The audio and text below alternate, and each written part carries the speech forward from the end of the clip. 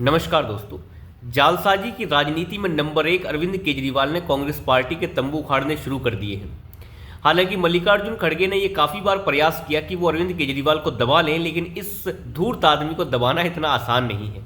पहले अरविंद केजरीवाल ने कहा था कि हम कांग्रेस पार्टी को कोई सीट दिल्ली के अंदर नहीं दे रहे हैं, उनकी औकात एक सीट की भी नहीं है, लेकिन अब अरविंद केजरीवाल कह रहे हैं कि वो 3 सीटें देने के लिए कांग्रेस को तैयार है। हालांकि पंजाब के अंदर गठबंधन होगा, इसके लिए उन्होंने कुछ साफ नहीं किया है। वो पहले भी कह चुके हैं कि पंजाब के अंदर कोई गठबंधन नहीं होगा। लेकिन अरविंद केजरीवाल ने अपनी जालसाजी से कांग्रेस पार्टी को फंसा के रख दिया है। उन्होंने 3 सीटें देने के लिए वादा कर दिया है कांग्रेस पार्टी से और कहा है कि लोकसभा की 3 सीटें हम गठबंधन में लड़ेंगे, बाकी जो है 4 सीटें हमारे पास रहेंगी। लेकिन ये वो 3 सीटें हैं जहां पर कांग्रेस पार्टी हमेशा से लड़ती आई है और थोड़ी मजबूत भी रही है।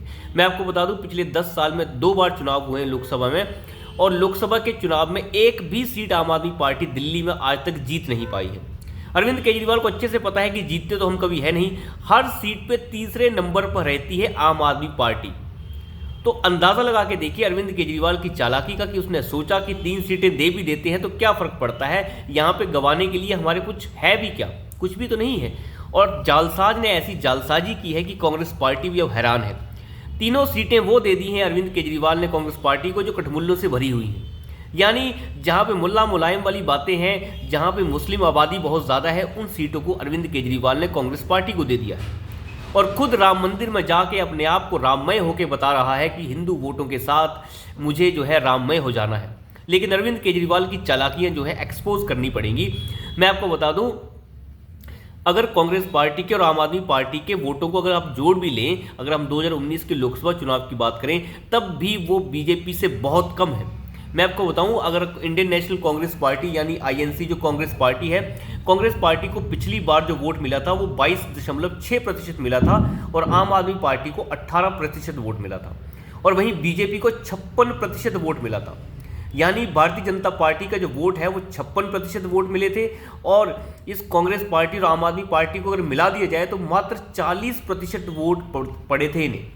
यानी अगर दोनों का गठबंधन भी हो जाता है, दोनों को कंबाइन भी कर देते हैं, तो 40% वोट इन्हें पड़ा था और 56% वोट भारतीय जनता पार्टी को। 16% का फर्क बहुत बड़ा प्रतिशत होता है। और एक एक करके मैं सीट के बारे में भी आपको बता देता हूं।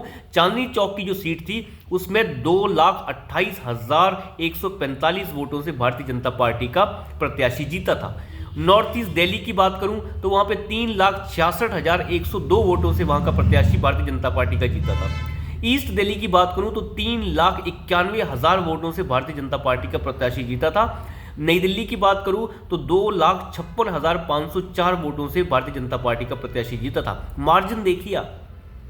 नॉर्थ ईस्ट दिल्ली की बात करूं तो 5,53,897 वोटों से भारतीय जनता पार्टी का प्रत्याशी जीता था, और वेस्ट दिल्ली की अगर हम बात करें तो 5,78,586 वोटों से भारतीय जनता पार्टी का प्रत्याशी जीता था। वहीं साउथ दिल्ली की अगर हम बात करें तो 3,67,000 वोटों से भारतीय जनता पार्टी का प्रत्याशी जीता था, और यहाँ पे जीते थे रमेश बिदूड़ी। और आम आदमी पार्टी का यहाँ पे कौन था? राघव चड्ढा, जिसका जो है चड्ढा चड्ढी सब खत्म हो गया था।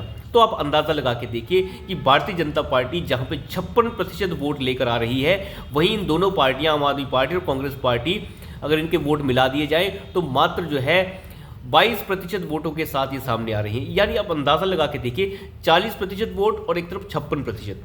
तो कैसे कॉम्बिनेशन बन सकता है? आम आदमी पार्टी को अच्छे से पता है कि यहाँ पे तो खोने के लिए कुछ है भी नहीं, और अगर हम भारतीय जनता पार्टी के चक्कर में कांग्रेस पार्टी को थोड़ा सा खुश कर देते हैं तो क्या फ़र्क पड़ता है। और कांग्रेस पार्टी को एक तरीके से लॉलीपॉप पकड़ा दिया है इस जालसाज ने कि लो तुम्हें 3 सीटें दे दी, तुम मजे करो यहाँ पे। अरविंद केजरीवाल अच्छे से जानते हैं कि उनका दिल्ली में लोकसभा सीट के अंदर चुनाव लड़कर उसे जीत पाना असंभव है। कोई भी लोकसभा सीट नहीं आने वाली आम आदमी पार्टी को, यह तय है। और अरविंद केजरीवाल को पता है कि अगर कांग्रेस पार्टी को थोड़ा खुश कर देंगे तो फायदा उन्हीं का है, क्योंकि अभिषेक मनु सिंघवी जो कांग्रेस पार्टी के नेता और सुप्रीम कोर्ट के बहुत बड़े वकील हैं, फिलहाल रहनुमा हैं वो इस वक्त अरविंद केजरीवाल के लिए, क्योंकि शराब घोटाले में अगर कोई बचा सकता है तो फिलहाल वही बचा सकते हैं। बचाएंगे तो क्या ये कह सकते हैं आपकी जेल थोड़ा लेट भिजवाएंगे, बस इतना ही हो सकता है। बाकी तो अरविंद केजरीवाल के हाथ में ज़्यादा कुछ है नहीं। लेकिन ऐसी लोकसभा सीटें जहां पे भारतीय जनता पार्टी को 56% वोट मिलता हो और आम आदमी पार्टी और कांग्रेस पार्टी को मिला के 40% वोट होता हो, वहाँ पे गठबंधन करके सोचा जा रहा है कि हम जीत जाएंगे। हर सीट के ऊपर भारतीय जनता पार्टी का प्रत्याशी 2 लाख से ज़्यादा वोटों के मार्जिन से जीता था और दूसरी जगह कुछ सीटों पे तो मार्जिन 3.5 लाख से ज़्यादा था। तो इतने बड़े मार्जिन को कम करने की कोशिश की जा रही है और हर सीट के ऊपर आम आदमी पार्टी लगभग तीसरे नंबर की पार्टी थी जो खुद को पहले नंबर की पार्टी बनाने की कोशिश कर रही है। सुपड़ा साफ हो जाएगा इन लोगों का और कांग्रेस पार्टी जो है वो जालसाज के जाल में फंस गई है।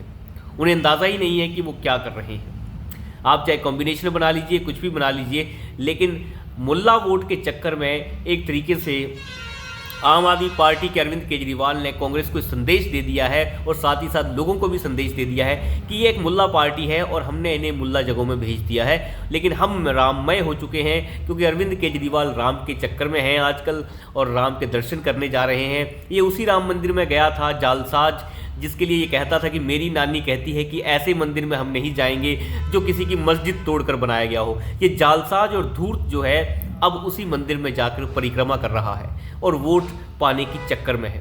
खैर इस चीज़ की जालसाजी अरविंद केजरीवाल की बहुत जल्द निकल जाएगी, लेकिन पंजाब के अंदर क्या होता है ये बड़ा रोचक होने वाला है। फिलहाल किसानों की आड़ में अरविंद केजरीवाल ने कुछ गुंडे लगा रखे हैं जो फिलहाल उद्दंड मचा रहे हैं और उनका उद्दंड भी ज़्यादा दिन नहीं चलेगा। ये सब कुछ अरविंद केजरीवाल कर रहे हैं गिरफ्तारी से बचने के लिए। अभी 16 तारीख को कह दिया गया है, अब दोबारा से अरविंद केजरीवाल को सम्मन आया है और उन्हें बुला लिया गया है और 16 तारीख को कोर्ट के अंदर सुनवाई भी होनी है, 16 मार्च को सुनवाई होनी है और 14 मार्च को जो है सभी किसान संगठन जो है इधर उधर के उन्होंने कहा है कि हम जो है रामलीला ग्राउंड पे धरना देंगे। यानी अरविंद केजरीवाल कोर्ट जाने से पहले की तैयारी में जुट गए हैं। ये है अरविंद केजरीवाल का पूरा खेल कि कुछ ना कुछ तो ऐसा किया जाए कि जेल जाने से बचा जा सके। बाकी अरविंद केजरीवाल फिलहाल कुछ ज़्यादा सोच भी नहीं रहे हैं। तो अभी के लिए इतना ही, धन्यवाद।